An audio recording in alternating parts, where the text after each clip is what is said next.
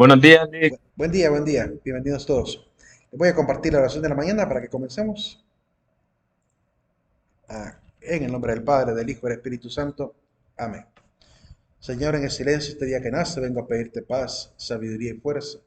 Hoy quiero mirar al mundo con ojos llenos de amor, ser paciente, comprensivo, humilde, suave y bueno.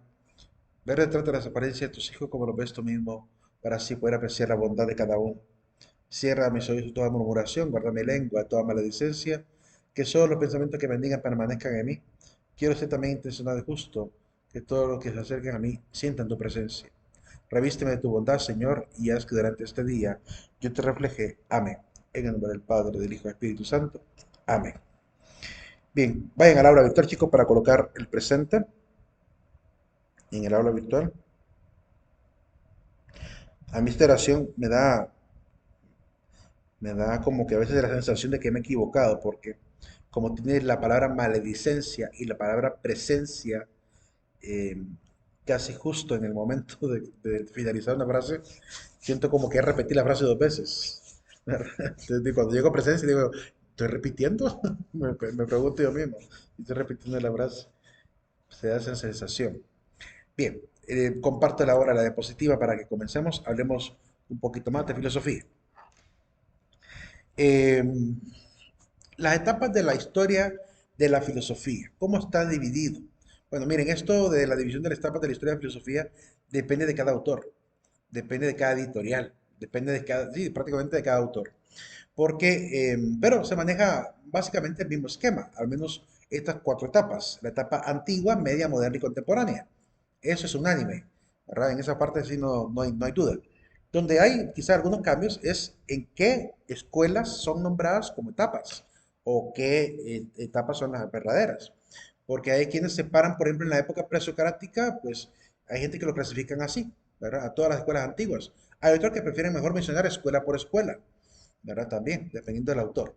Pero aquí podemos ver que tenemos la filosofía antigua con la filosofía presocrática, donde miraremos el problema del mundo.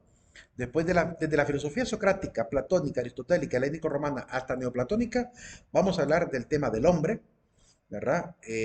Básicamente, o sea, el tema principal prácticamente o general sería el hombre. No significa que no hablaremos del hombre después, pues a eso me refiero. Claramente vamos a hablar de estos cuatro temas que voy a mencionar en el trayecto de toda la clase, pero se puede notar más énfasis en cada una de estas etapas. En el caso de la Edad Media, filosofía de la Edad Media, la cristiano-patrística y medieval, ahí vamos a tocar el tema de Dios, ¿verdad? El tema de Dios, claramente. Eh, el tema de su naturaleza, su esencia, de las vías para demostrar la existencia de Dios, ahí lo vamos a ver. Y en la etapa moderna, lo que miraremos básicamente será la filosofía del Renacimiento moderna hasta la contemporánea con temas de ciencia, política, ética, existencia, cultura, etcétera. ¿Verdad? Básicamente esos son los temas más predominantes de la filosofía. ¿Ok? No se preocupen, ese esquema hoy lo tendrán en su diapositiva. Por si no logran copiarlo, ¿verdad? De hecho, casi ni se esfuercen en copiar. Más en poner atención, porque a veces por copiar no, no se comprende lo que se explicó y a la hora de ver la diapositiva no saben ni por dónde agarrarla. Entonces, es mejor ponerle atención. Siempre enfatizo eso porque a veces voy rápido, ¿verdad? Con las diapositivas, considerando que les voy a facilitar el 100% de ellas. ¿Verdad? Por eso es que no me preocupa tanto que no logren copiar el contenido. Eh, y de igual manera, pues desde el dispositivo celular o tablet o computadora se puede estudiar perfectamente. Incluso al final, es probable que al final lo que haga, miren, hay una página que se llama I Love PDF, yo amo los PDFs.com, y en el I Love PDF uno puede subir, creo que de 10 en 10, se pueden subir, digamos, los primeros 10 slides, las primeras 10 PDFs, y darle una función que se llama merge, que es para unir los 10 PDFs en un solo PDF.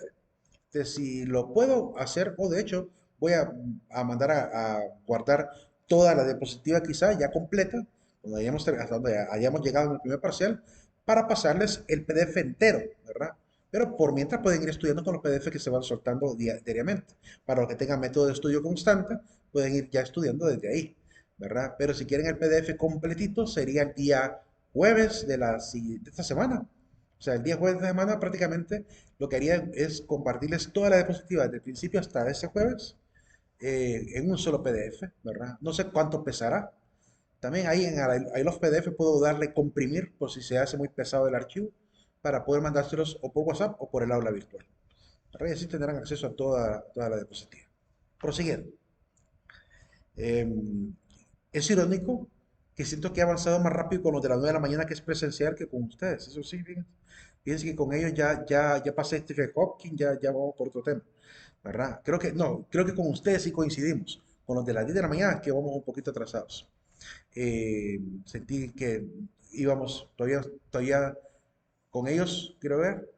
Ya vimos las ramas. No, vamos casi igual. Creo que ahorita ya me normalicé. Vamos casi igual con todas las tres secciones. Prosiguiendo, es bien complicado llevar el orden porque a veces me expando en un tema que en otro y cuesta a veces llevar ese orden. Tema fundamental, además que también a veces consultan y eso me expande, ¿verdad?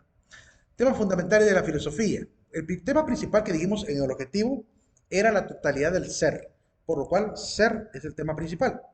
Pero alrededor del ser hay muchos seres, por ejemplo el cosmos. ¿Qué le interesaría, por ejemplo, a la filosofía del cosmos? Le interesa, por ejemplo, hablar del orden, la estética, el orden del universo.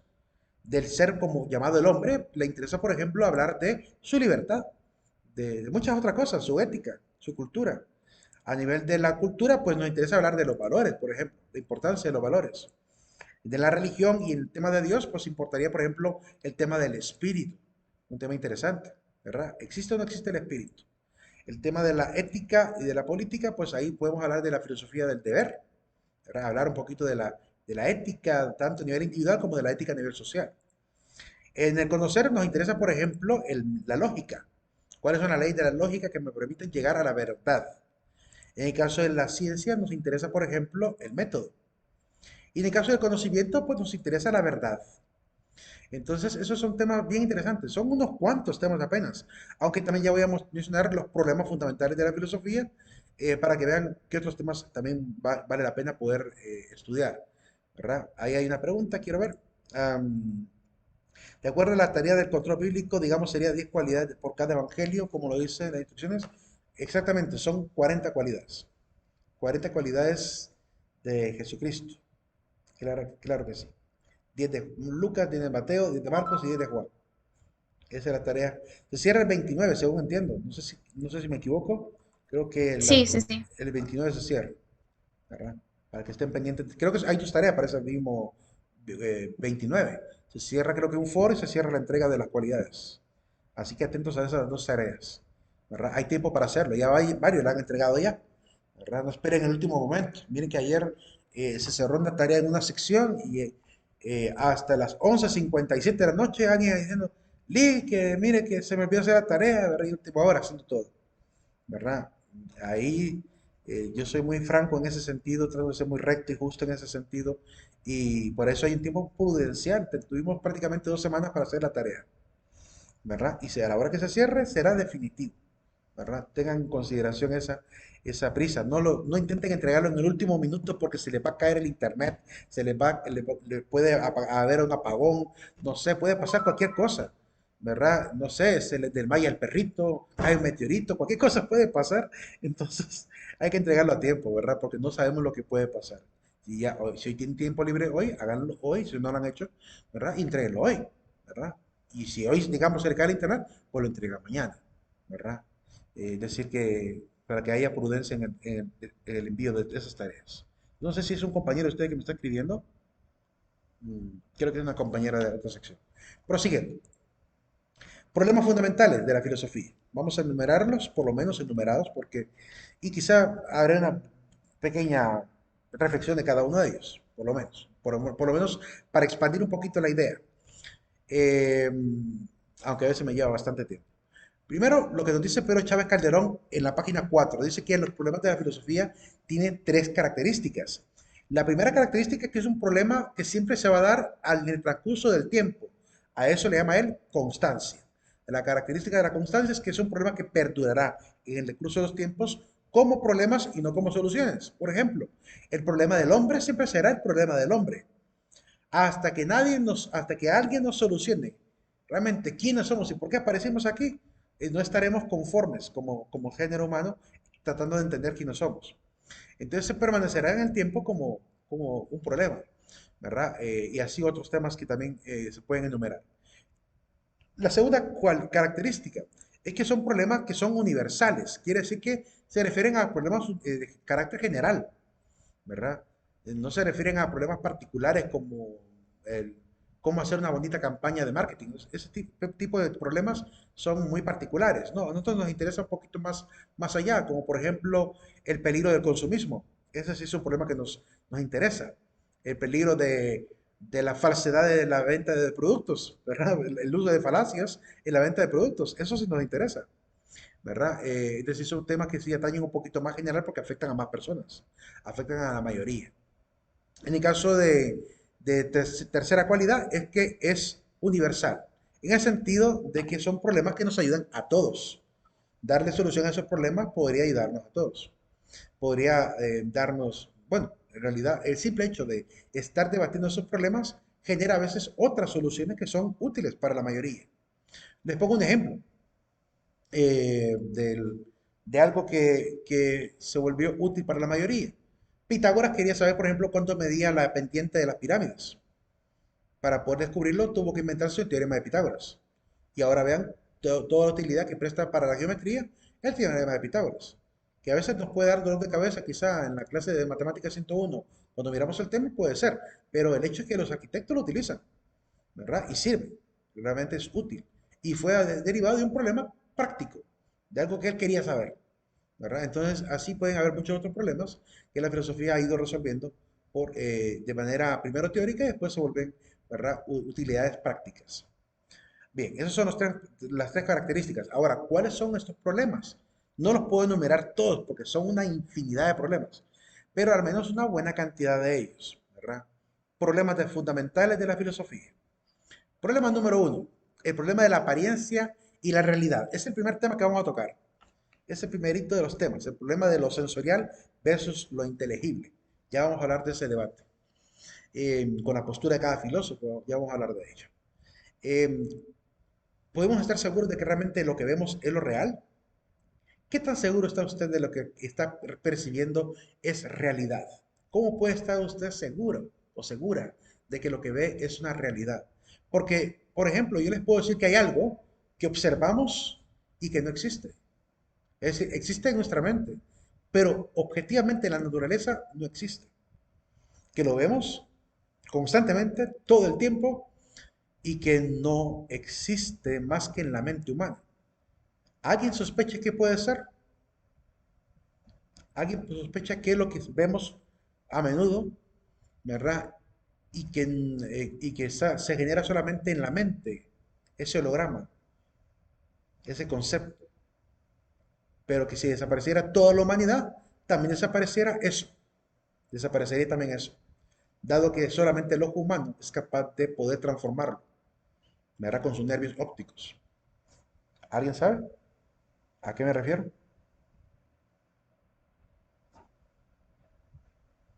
Me refiero al color rosado. El color rosado científicamente no existe. Y pueden buscar muchos escritos científicos que hablan acerca de por qué el color rosado no forma parte del espectro de la naturaleza. Dime, Marco. Que no dicen que el color negro también, ya que el color negro, vi algo en clase de ciencia, solamente absorbe los colores o no refleja la luz, algo así. No, ahí es que el color blanco es la totalidad de todos los colores, el color negro se supone que es la ausencia de todos los colores, pero dado que el negro que tenemos no es absoluto, si hubiese un cuarto del negro absoluto, las cuatro paredes de negro absoluto, sentiríamos que estamos flotando en el vacío, sentiríamos que realmente estamos en la nada, si hubiese un cuarto cuya tonalidad de negro fuera negro absoluto, pero no existe nada en la naturaleza que lo sea absoluto, siempre suelen ser negros en tonalidades de grises. Así que en teoría, el negro sería la ausencia del color, ¿verdad? Pero no existe el negro absoluto que pueda ser emulado por el ser humano. Quizás lo más cercano a eso será la materia oscura, que existe en el vacío existencial, en el vacío universal. Será lo más parecido a ese negro Sí, absoluto. Dime. existe un color negro que, bueno, según lo que he visto en videos, algo así, existe un color negro que es súper, pero súper oscuro, que ni siquiera se puede ver.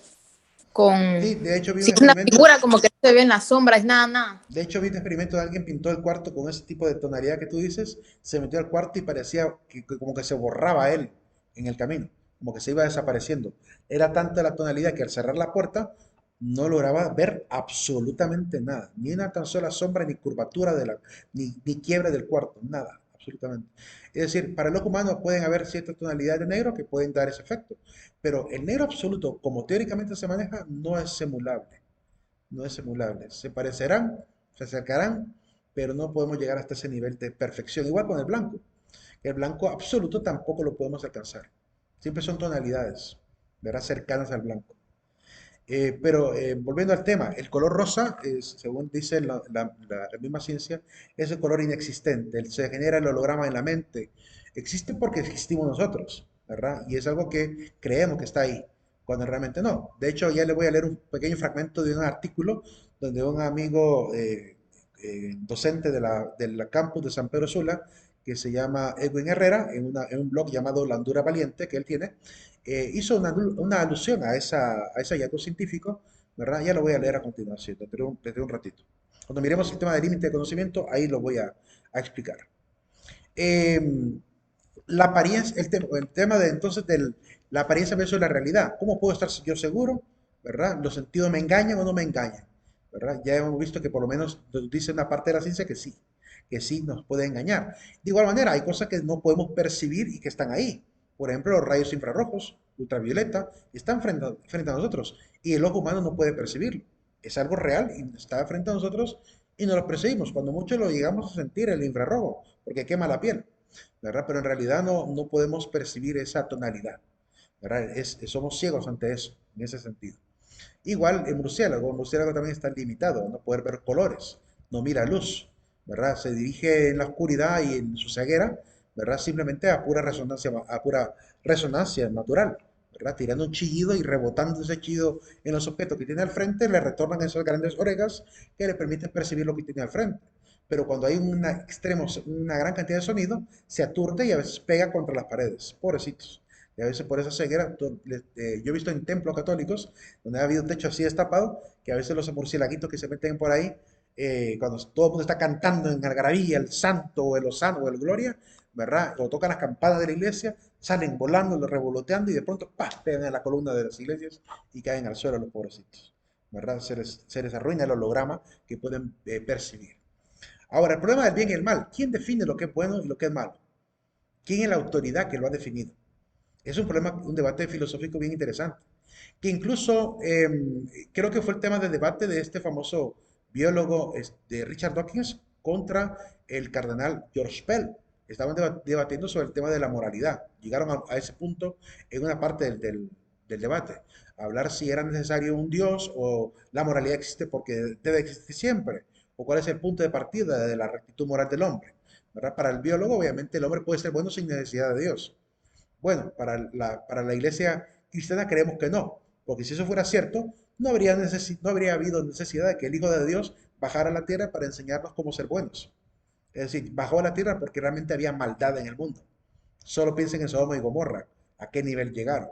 Solo piensen en la época de Noé, a qué nivel llegaron, para que tengamos idea del el grado de corrupción al que puede llegar la humanidad sin Dios. Entonces, en cierta manera, el principio moral, creemos desde la fe, viene dado por Dios, viene dado por lo que Dios mismo ha revelado, según lo que dice la fe cristiana. Entonces, es un tema filosófico y también religioso importante, definir quién dice lo que es bueno y lo que es malo. La certeza de conocer, ¿verdad? También el tema de la verdad versus la falsedad. ¿Cómo yo puedo detectar cuando algo es verdadero y cuando algo es falso? ¿Qué puedo utilizar? ¿Será que hay reglas para ello? Más adelante hablaremos también de esa parte. La vida y la existencia de la materia, ¿verdad? ¿Qué es la vida? ¿La vida realmente está regida solo por lo material o hay vida después de la muerte? ¿Hay vida antes de venir aquí? ¿Será que teníamos un alma inmortal que preexistía a la materia?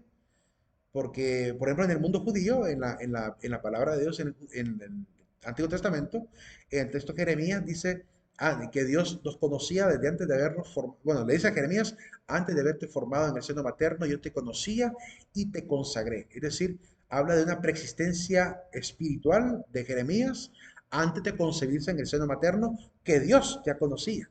¿verdad? Podría ser entendido de esa manera. Aunque también podría ser entendido en el sentido que Dios sabía que él iba a nacer. También podría ser significar eso. Pero si es lo otro, si es lo primero, significaría que hay una preexistencia espiritual antes de fusionarse el alma con el cuerpo en una sola unidad psicosomática, ¿verdad? Y que Dios conoce esa naturaleza antes de venir al cuerpo. Podría ser.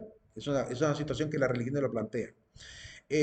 Por otro lado, está el tema de hasta dónde el ser humano puede alcanzar en el dominio de su materia misma. Me refiero a la medicina. Hasta dónde la medicina puede brindar al hombre la ayuda para poder subsistir.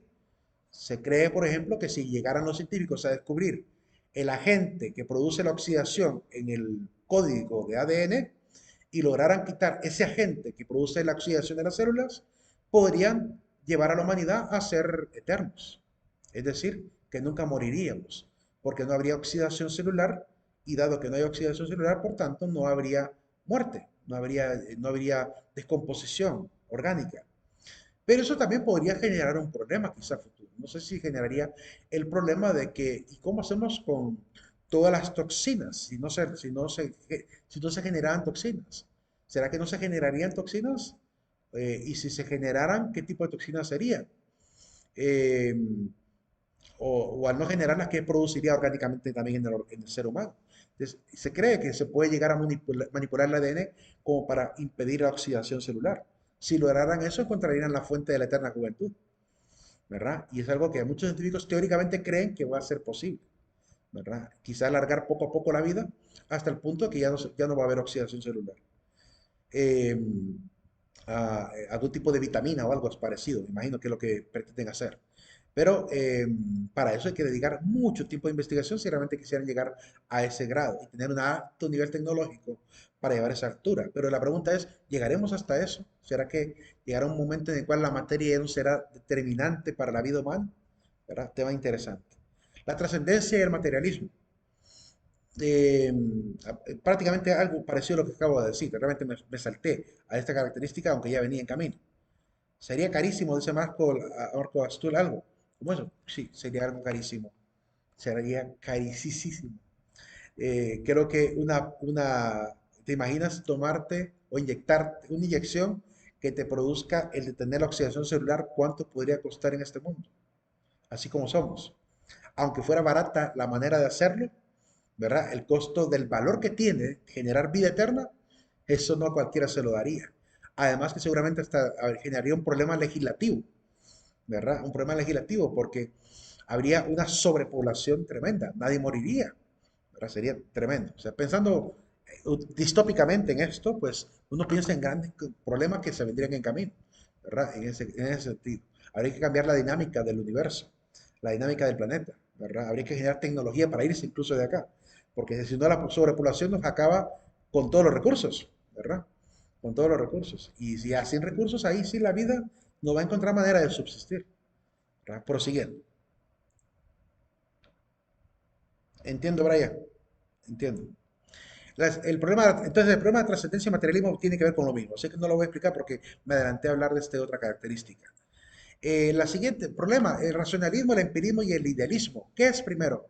¿La razón o la experiencia? Es un debate filosófico que duró aproximadamente casi 200 años, desde la época de René Descartes hasta la época de Immanuel Kant, ¿verdad? Estamos hablando desde el año 1500 hasta el año 1600 aproximadamente, final de 1500 a 1700. Casi 200 años de filosofía debatiendo qué es primero, la fe, digo, la ciencia o, digo, la razón o la experiencia. El tema de la ciencia y la fe es otro debate también que es interesante. El valor de la filosofía y el idealismo que también se propone como la solución al problema, ¿verdad? Más adelante miraremos cada una de estas escuelas.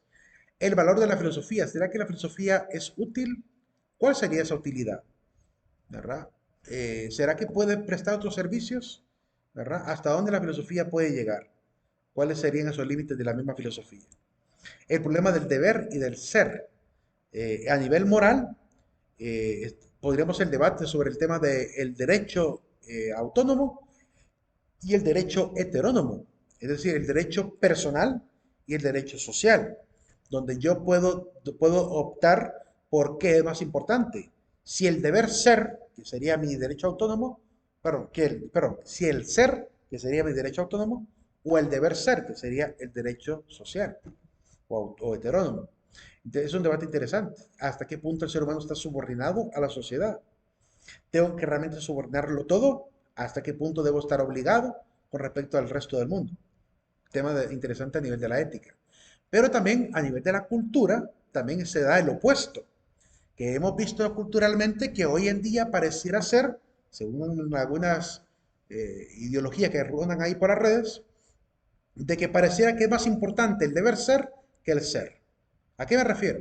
Me refiero, por ejemplo, a la ideología de género. A la ideología de género le ponen más énfasis al deber ser lo que yo quiero ser que el ser quien realmente soy. O sea, realmente nací hombre, pero siento el deber de sentirme mujer y ser mujer. Entonces cambio obviamente la dinámica. Ahí que se genera un cambio de tanta ambigüedad, ¿verdad? Que se genera un problema de carácter moral también.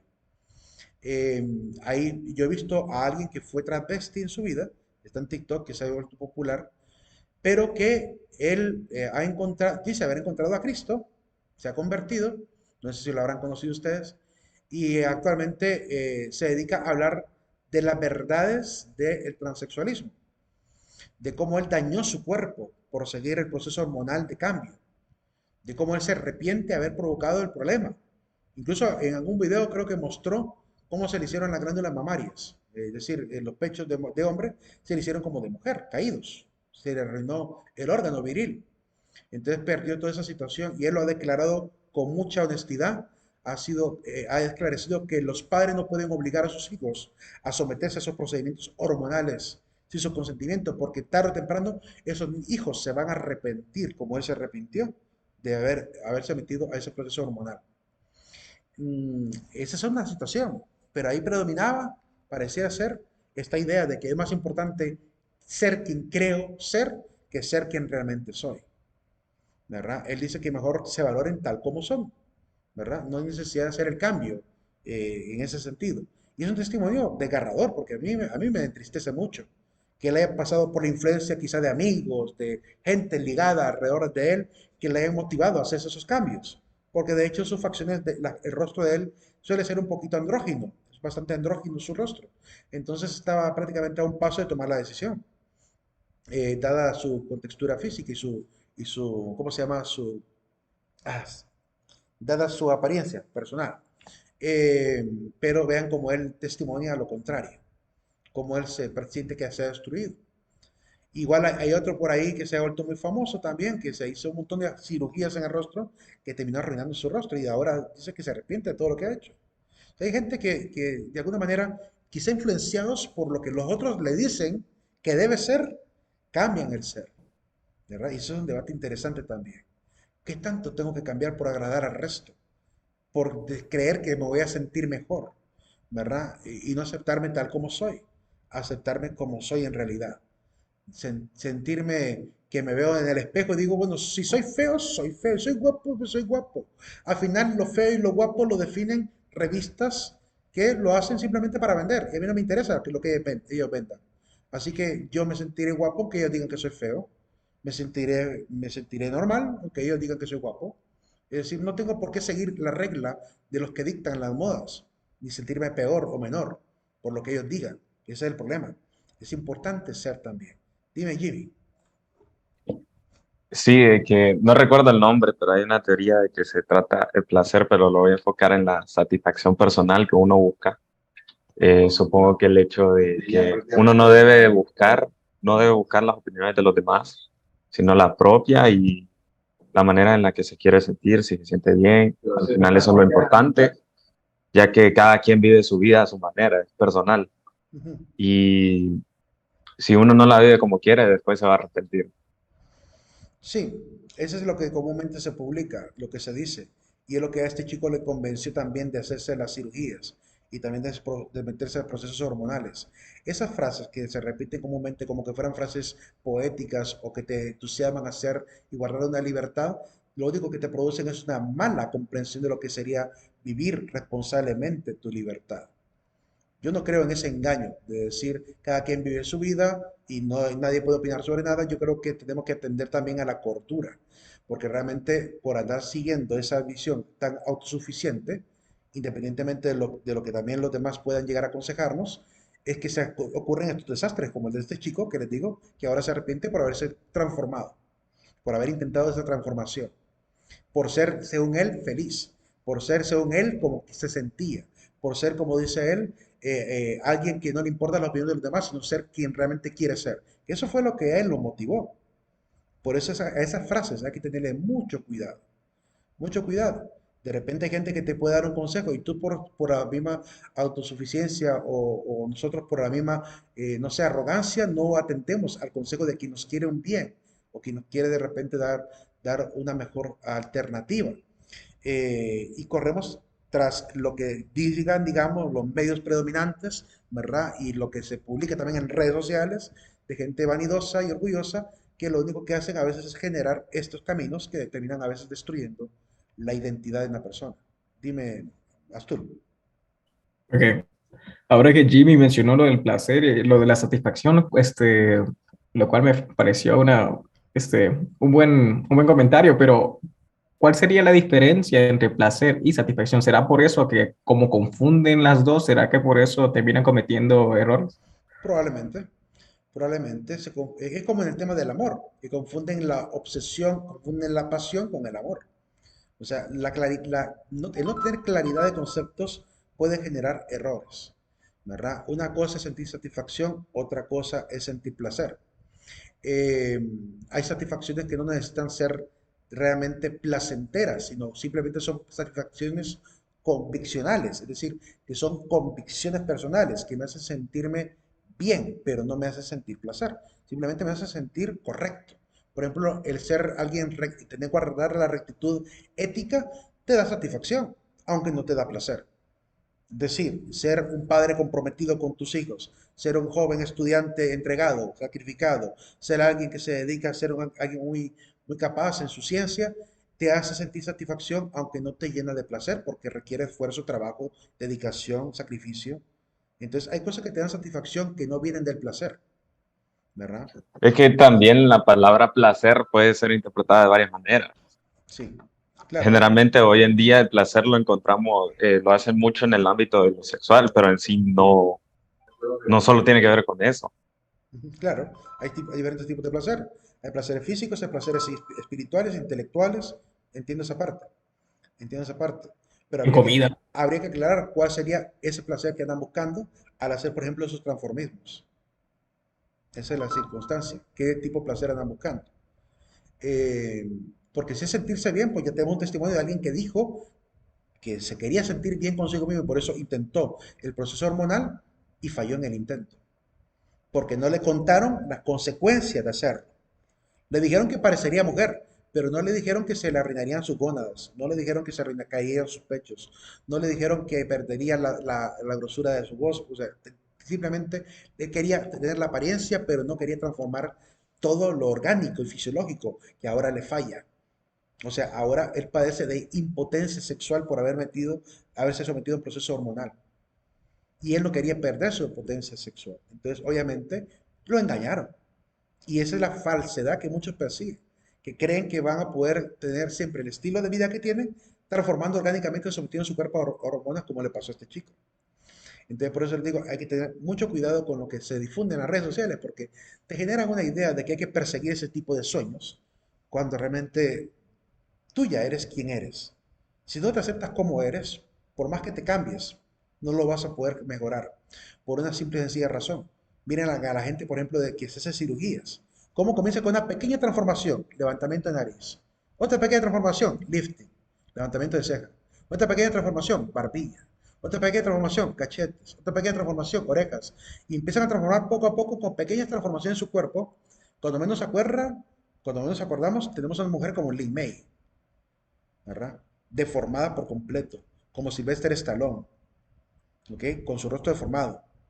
Entonces, creyendo que alcanzarían esa belleza idealista que te venden y sometiéndote a las manos de gente que de repente lo único que les interesa es el dinero.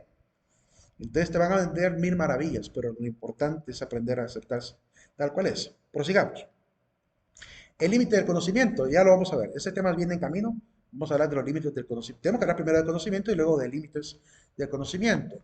Hay límites que tienen que ver con algo, cuestiones muy básicas, pero también tienen que ver con cuestiones culturales, con cuestiones científicas, con cuestiones morales, que también vamos a ver más adelante. Los criterios de verdad y de certeza.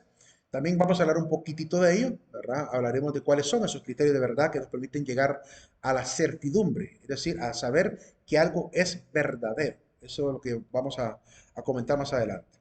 Los límites de la ciencia también ya vienen en camino. Prácticamente ahí con límites de conocimiento lo vamos a ver. Los límites de la ciencia, hasta dónde debe llegar la ciencia. Eso es un problema filosófico. Por ejemplo, en el tema de la clonación, se hizo la gran pregunta. Se entró a un gran debate internacional sobre si permitir o no la clonación, porque sacaron la noticia de la oveja Dolly y después se generó un boom mediático y un boom a nivel de los debates antropológicos, debates científicos, debates filosóficos, debates religiosos alrededor del tema de la clonación, ¿verdad? Y al final prácticamente casi de manera unánime la humanidad le dijo a los científicos, cuidadito, cuidadito se meten en ese lío, ¿verdad? Porque están jugando ya con el ser humano como si fuera un producto y no como si fuera un sujeto. Y el ser humano es sujeto, y sujeto de respeto, sujeto de dignidad, sujeto que debe ser respetado en su integridad. Y no se puede estar jugando con los embriones como jugaron con los embriones de la oveja Dolly, que para poder producir a la oveja Dolly fueron aproximadamente 200 embriones lo que estuvieron en juego, que los intentaron llevar a su estado de maduración y murieron en el trayecto. Es decir, 200 embriones de oveja que quedaron en la basura. ¿Ok? Y si hacen eso con los humanos también, ¿cuántos embriones humanos van a tirar a la basura para llegar al éxito de uno? Entonces, ese es el problema que hay detrás, el tema de la dignidad humana que se pierde. Por otro lado, la filosofía debe ser teórica o debe ser práctica. Otro problema interesante también.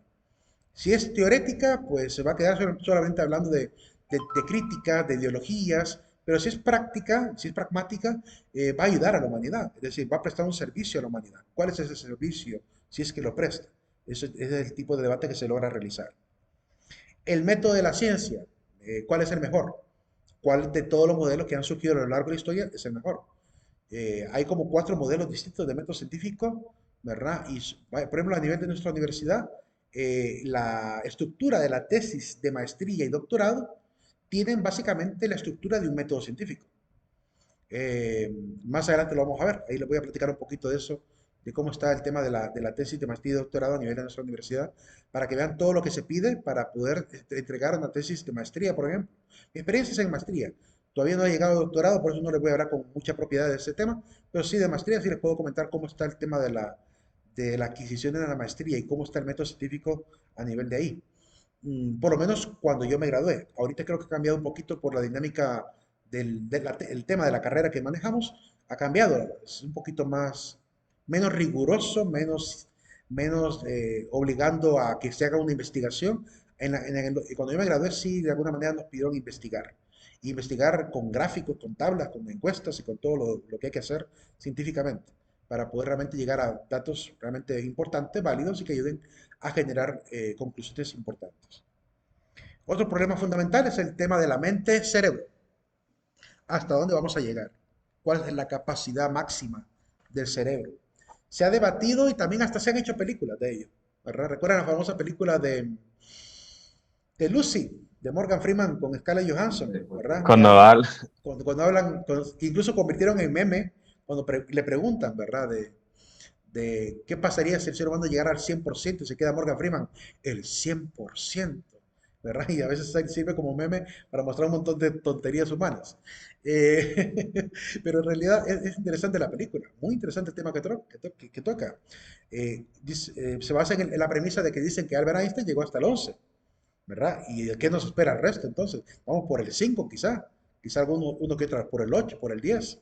Es decir, saber que solo estrenamos un 10% del cerebro nos debe hacer sentir como que realmente un poco impotente, digo yo, porque digo yo, si realmente es cierto que solo ocupamos el 11%, ¿qué pasaría si el ser humano ocupara el 100%? El 100% de su memoria, el 100% de su capacidad de cálculo, el 100% de su capacidad predictiva, asociativa, inductiva, que ocupáramos ese 100% del conocimiento. ¿Qué sería del ser humano? Y en la película se van al extremo, al grado de decir ¿Qué pasaría si tuviéramos esa cantidad de conocimiento? Seríamos capaces de dominar a voluntad incluso la materia, ¿verdad? Con la mente, según creen ellos, según el guión de la película. Por eso digo que es bien interesante. Eh, Tener el conocimiento supremo. ¿Qué sería el ser humano con ese tipo de conocimiento? Es un debate interesante, ¿verdad? Podemos especular demasiado alrededor de ello, pero también podemos ver lo que la misma ciencia ha ido dando, ha ido estableciendo, ¿verdad? Y eso ayuda al debate mismo. El tema de la libertad. ¿Somos realmente libres o vivimos como seres obligados? Porque por un lado vienen, nos dicen los físicos, nos dicen los químicos, los biólogos, los neurólogos, nos dicen que el ser humano de alguna manera está predeterminado. Platicando con quién, con el doctor Edwin Herrera, el mismo que les leeré el artículo de él, decía que incluso decidir, por ejemplo, qué camisa te vas a poner, qué cantidad de agua te vas a tomar, qué elemento de la refri vas a tomar, todos esas decisiones están subordinadas a una serie de recetas, por así decirlo, de una cantidad de estados bioquímicos en el cerebro que te obligan a tomar esa decisión. Es decir, elegiste la fresa porque de alguna manera el cuerpo predeterminadamente te eligió la fresa. Y no es que escogiste la manzana, sino la fresa. Entonces, ¿qué causas orgánicas hubo para tomar la decisión de agarrar la fresa? Que no hubo para no tomar la manzana. Que eso como él es genetista y por tanto él habla de esa experiencia, dice que todo es un código y que el estado bioquímico del cerebro, la cantidad de endorfina, dopaminas, toda esa cantidad de hormonas son las que predeterminan tu capacidad de decisión. Él como científico dice, no existe libre albedrío. Él cree que no existe libre albedrío. Él cree que lo que existe es una serie de alternativas, ¿verdad? Somos un ser totipotencial, es decir, que podemos irnos por diferentes bifurcaciones de decisión y que es el cambio de una decisión a otra lo único que lo va a determinar es tu estado bioquímico. Híjole, pensar de esa manera te hace creer que realmente vivimos como una especie de esclavitud orgánica. Dime, Marco. Entonces, ese estado de cambio es algo de lo cual estamos inconscientes, o sea, de Sí, nuestras de hecho, decisiones. se desarrolla de Sí, manera inconsciente. sí. No lo podemos controlar. Yo no Ah, ok. puedo controlar, por ejemplo, que de pronto viene una muchacha. Miren, miramos mujeres todo el tiempo, por ejemplo, varones. Todo el tiempo miramos mujeres. Pero hay unas que nos llaman la atención más que otras. Hay unas que incluso nos llegan a sentir como enamorados de ellas, aunque nunca hayamos tratado de hablar con ellas. Entonces hay un estado bioquímico que se despierta ahí, que no se despierta con las demás, que es lo que realmente sucede a nivel de la psicología. De hecho, en este documental que ustedes verán en el tercer parcial, que se llama ¿Y tú qué sabes? Ahí van a hablar un poquito de esa parte, de la parte bioquímica del cuerpo humano. Pero te pone a pensar, ¿verdad? Saber pensar que, ay, me puse esta camisa porque decidí ponérmela. No, te pusiste esta camisa quizá porque de repente el color, la tonalidad, en ese preciso momento, con la iluminación de tu cuarto, con la capacidad de abstraer ese color en tu organismo, te produjo una sensación de, me gusta este día, este color, porque la radiación pegó en ese color, me tiró unas tonalidades agradables que no me tiró con otra blusa que tenía por ahí, por tanto elegí esta camisa o esta blusa. Entonces no elegiste tú, te lo eligió el ambiente y tu estado bioquímico y tu capacidad de aprehensión de colores. Ese es un problema bien interesante, la libertad. Si realmente somos libres o no. Y no digamos la libertad a nivel político, ¿verdad? ¿Qué tan libres somos en medio de la política, en medio de la sociedad, en medio de las normas de familia, en medio de las normas religiosas, en medio de las normas sociales? Entonces, a pensar en el tema de la libertad es bien interesante.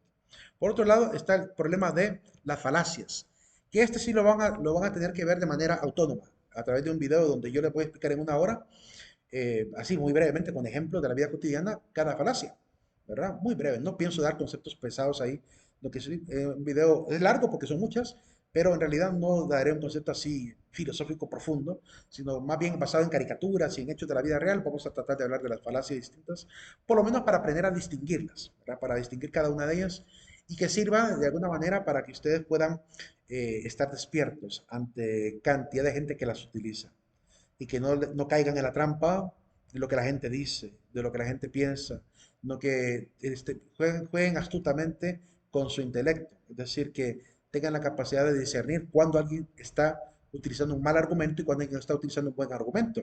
Y cuando utilicen un buen argumento donde no haya ninguna falacia, atención, que ahí está el camino de la verdad. ¿Ok? Por ahí está el camino de la verdad. Entonces, es importante que lo podamos conocer. El futuro, ¿hasta dónde llegaremos con la tecnología? ¿Hasta dónde llegaremos con la ciencia? ¿Qué nos espera con la cultura? A veces este futuro, cuando empezamos a racionalizarlo, nos genera cierta impotencia, cierta angustia.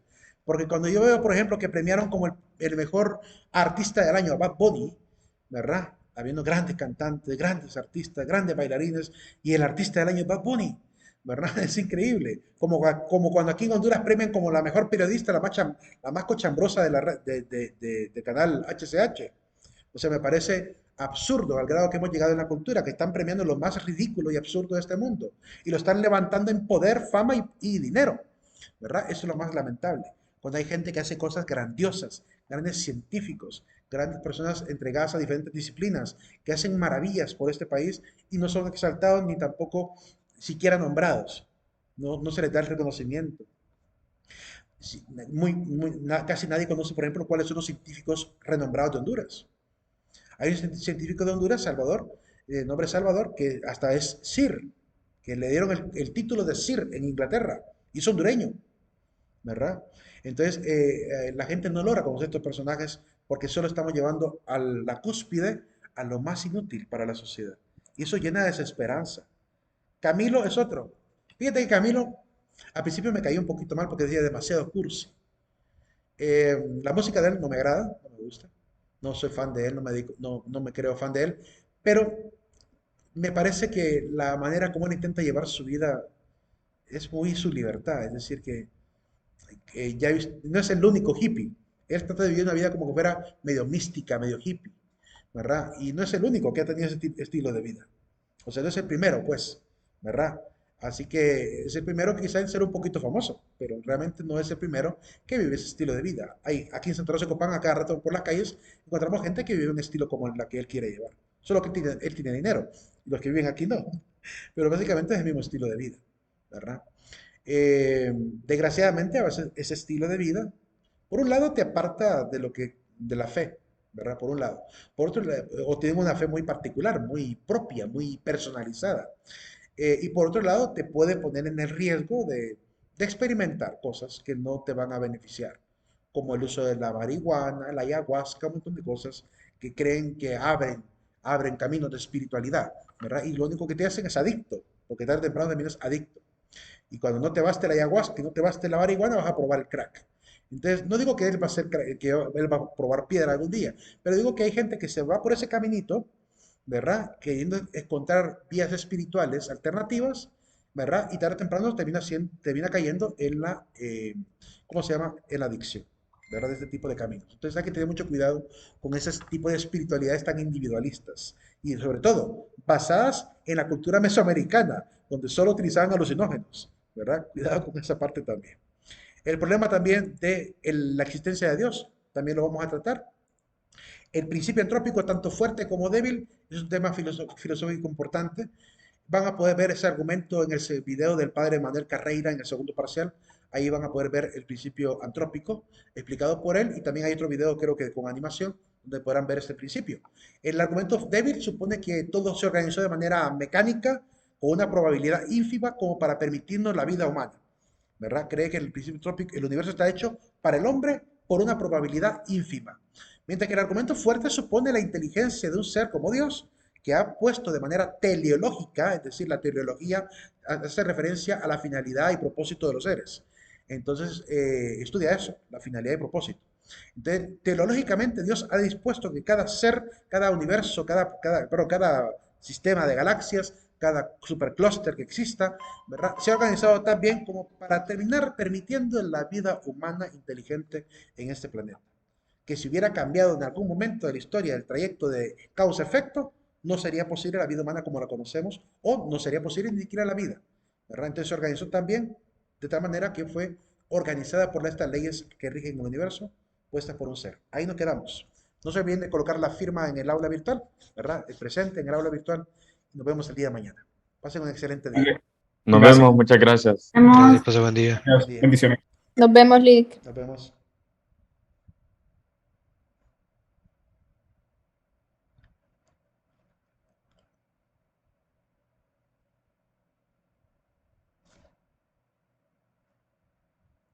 Solo faltó el problema de la felicidad, que también lo vamos a ver.